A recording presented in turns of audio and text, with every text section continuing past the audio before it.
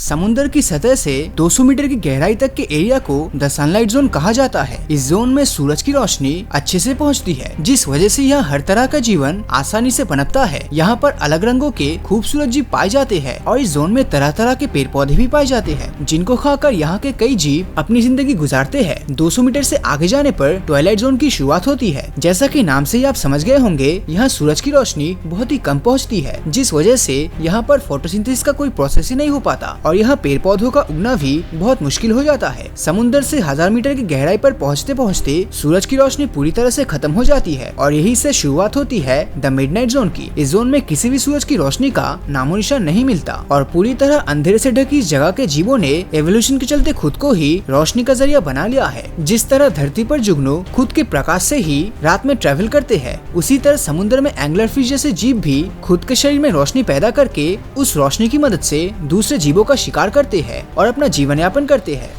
हालांकि समुद्र की गहराई में कुछ ऐसे भी जीव है जिनके सामने एंगलर फिश तो कुछ भी नहीं है। तो चलिए समुद्र की ओर और भी ज्यादा गहराई में चलते हैं और जानते हैं इन भयंकर जीवों के बारे में। समुद्र से नीचे 6000 फीट गहराई में पहुंचने पर द एबिस जोन स्टार्ट हो जाता है। इस जोन को आप अपनी भाषा में पाताल लोक भी कह सकते हो, क्योंकि यहाँ प्रेशर बहुत ही ज्यादा होता है और यहाँ रहने वाले जीव बहुत ही कम है। आपको जानकर हैरानी होगी कि एबिस जोन समुद्र का सबसे बड़ा हिस्सा है। ये लगभग समुद्र का 83% हिस्सा कवर करता है और पूरे अर्थ सरफेस का 60% हिस्सा ऑक्युपाई करके बैठा है। एबाइसल जोन में टेम्परेचर बहुत नीचे गिर जाता है, क्योंकि यहाँ सूरज की रोशनी नहीं पहुँचती। यहाँ का टेम्परेचर नॉर्मली 2 से 3 डिग्री के आसपास रहता है। लेकिन सबसे हैरान करने वाली बात यह है कि यह समुद्र का आखिरी हिस्सा नहीं है। समुद्र इससे भी गहरा है, क्योंकि समुद्र में ऐसे कई ट्रेंचेस पाए जाते हैं जिनकी गहराई बहुत ही ज्यादा होती है। ट्रेंचेस कोई समतल जगह नहीं होती। ट्रेंचेस कुछ इस तरह का दिखता है, जैसे मानो किसी ने समुद्र में एक बड़ा सा गड्ढा खोद दिया है। और ऐसी ही एक ट्रेंच दुनिया के सबसे बड़े प्रशांत महासागर में पाई गई है,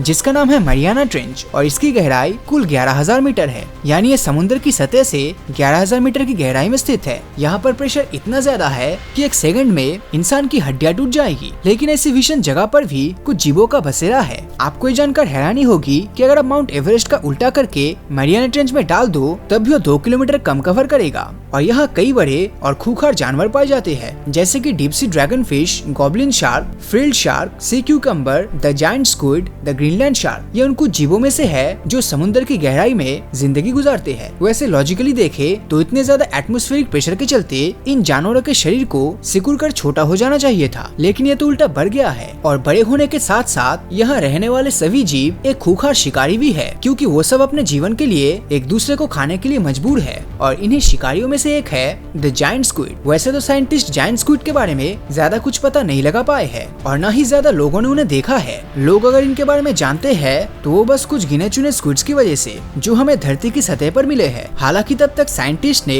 जायंट स्क्विड को उनकी हैबिटेट में रहते हुए नहीं देखा था। साल 2004 में पहली बार एक जापानीज टीम ने एक जायंट स्क्विड की फोटो ली थी और तब वो समुद्र की 1000 मीटर की गहराई में था। जायंट स्क्विड का नाम उन पर बिल्कुल परफेक्ट बैठता है, क्योंकि इतना साइज सच में एक जायंट जितना बड़ा ही होता है। अब तक का सबसे बड़ा जायंट स्क्विड जो पाया गया है उसकी लंबाई कुल 13 मीटर थी, यानी एक बड़े ट्रक के साइज के आसपास, और उसका वजन भी 275 ग्राम था। अगर इस स्क्विड की तुलना हम इन स्क्विड से करें जो समुद्र की 200 से 400 मीटर की गहराई में रहता है, तो उनका साइज 1 फीट से भी ज्यादा नहीं होता। अपने इतने बड़े साइज के चलते जायंट स्क्विड समुद्र की बाकी सभी जीवों पर राज करता है। कोई भी जीव आसानी से उनका शिकार नहीं करता, लेकिन वो आराम से दूसरे छोटे जीव और मछलियों को अपने शिकंजे में कसकर खा जाता है। एक जायंट स्क्विड का वजन करीब 700 किलो तक भी हो सकता है और समुद्र की 2000 मीटर तक की गहराई में भी ये जायंट स्क्विड आराम से गोता लगा सकता है। जायंट स्क्विड जैसे बड़े जीवों की कई कहानियां पुराने टाइम से चलता आ रहा है। कई कहानियों में बताया गया था कैसे जायंट स्क्विड बड़े बड़े जहाजों पर हमला करके इंसानों को निगल जाया करते थे। हालांकि साइंटिस्ट की माने तो एक जायंट स्क्विड उतने खतरनाक नहीं होते जितना हम सोचते हैं, क्योंकि इनका मेटाबॉलिज्म रेट बहुत ही कम होता है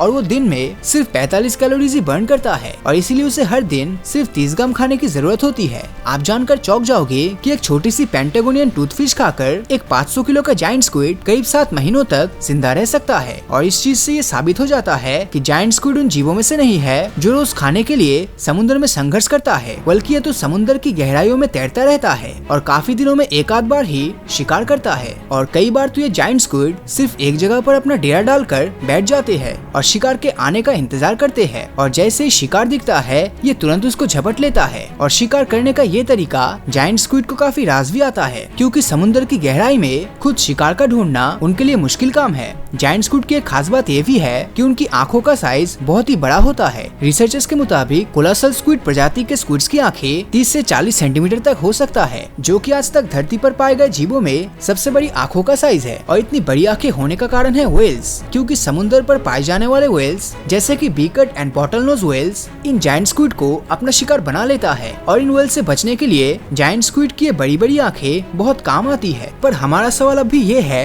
कि आखिर समुद्र की गहराई में रहने वाले प्राणियों का शरीर इतना बड़ा क्यों होता है? तो इसका आंसर हमें बर्गमैन रूल से मिल सकता है, जिसकी खोज 1847 में कार्ल बर्गमैन नाम के एक साइंटिस्ट ने की थी। और इस रूल के मुताबिक जो जीव जितनी ठंडी जगह में रहेगा उसका साइज उतना ही बड़ा हो जाएगा। और क्योंकि समुद्र की गहराई में रहने से सूरज की रोशनी नहीं पहुंचती और वहाँ का टेम्परेचर भी कम होता है, जिस वजह से ऑटोमेटिकली वहाँ का पानी बहुत ठंडा हो जाता है। हालांकि इस पर अभी कोई पुख्ता स्टेटमेंट नहीं दिया जा सकता, क्योंकि कुछ साइंटिस्ट का मानना है कि ये रूल सिर्फ उन जानवरों पर लागू होता है जिनका खून गर्म होता है, जबकि कुछ लोग ये मानते हैं कि पानी की गहराई में रहने वाले जीवों पर भी ये चीज लागू होती है। हालांकि देखा जाए तो ये रूल काफी हद तक सही लगता है, क्योंकि अगर हम पोलर रीजन में जाए तो वहाँ पाए जाने वाले इंसेक्ट्स, वर्म्स और सिंगल सेल ऑर्गेनिज्म सभी का साइज बहुत ही बड़ा होता है। जायंट स्क्विड के अलावा गहरे पानी में एक और विशालाकाय जीव रहता है जिसका नाम है ग्रीनलैंड शार्क, जिसे ग्रे शार्क भी कहा जाता है। ये मोस्टली नॉर्थ अटलांटिक और आर्कटिक ओशन में पाई जाती है, जिसका साइज 7.9 मीटर से लेकर 14.1 फीट तक हो सकता है और वजन 700 किलो से